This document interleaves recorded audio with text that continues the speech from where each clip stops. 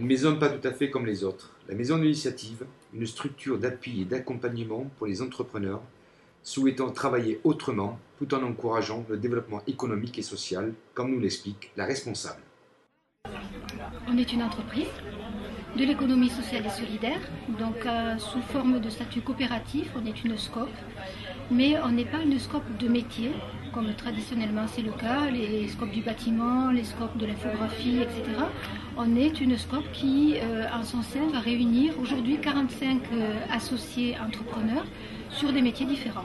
Ce sont des personnes qui, à un moment donné, ont voulu créer leur propre activité, mais qui ont fait le choix de l'entrepreneuriat collectif, c'est-à-dire qui développent leur propre activité autonome dans le cadre d'un collectif. On va avoir un gros pôle de graphistes, infographistes par exemple, des personnes autour du conseil et de la formation, de tout type d'activité de formation, et de l'artisanat et du commerce avec une couturière d'ameublement, quelqu'un qui fait du débardage à traction animale.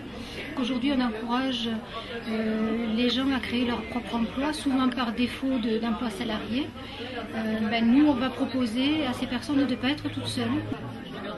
On n'est pas seul déjà. Ça c'est important.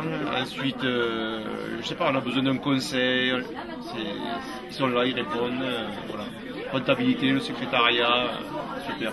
Direction, elle est là. Non, on n'est pas seul, on est soutenu. C'est la tapisserie sur meuble parce que pour vivre de débardage de labour, ça fait un peu juste à notre époque. Donc j'avais un métier quand même avant qui s'appelait le tapissier sellier et je continue à faire tapissier sellier.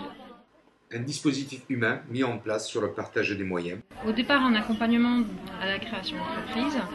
Et puis ensuite, une fois que j'ai compris que je pouvais pérenniser mon emploi, ce que j'avais construit dans cet accompagnement, j'ai demandé et j'ai cherché à être associée pour garder le statut de salarié, pour garder le collectif, pour garder la solidarité, la convivialité, pour garder tout ça, et puis aussi pour utiliser les outils qui sont proposés, la mutualisation de la trésorerie, des comptes formation, enfin bon, tous les outils dont on peut disposer et qui ne peuvent exister que grâce au collectif. La maison de l'initiative, c'est une belle structure qui effectivement accompagne les personnes qui ont de très beaux projets de développement économique, mais aussi de développement humain, à pouvoir effectivement ensemble essayer d'avancer et mettre en place concrètement leurs projets.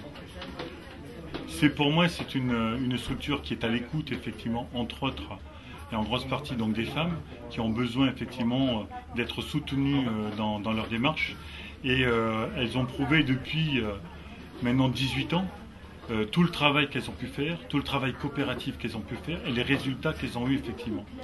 Donc pour moi, c'est ce que j'appelle une structure de l'économie sociale et solidaire, mais surtout solidaire, parce qu'elles ont une démarche économique, mais en même temps qui est solidaire avec l'ensemble du territoire.